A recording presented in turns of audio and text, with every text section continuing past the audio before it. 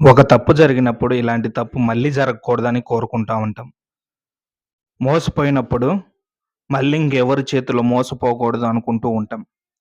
కానీ ఆ తప్పును సరిదిద్దుకోవటానికి, మళ్ళీ మళ్ళీ మోసపోవటానికి అలాంటి దారిలోనే ఎళ్తాం.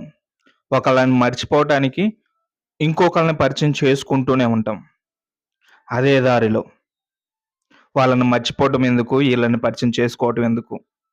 ఎవరితో మాట్లాడకుండా ఉంటే సరిపోతుంది కదా! కానీ అలా ఉండదు. అలవాటైన మనసు కదా! మాటలకి అలవాటైంది. మంచికి అలవాటైంది. మోసానికి అలవాటైంది.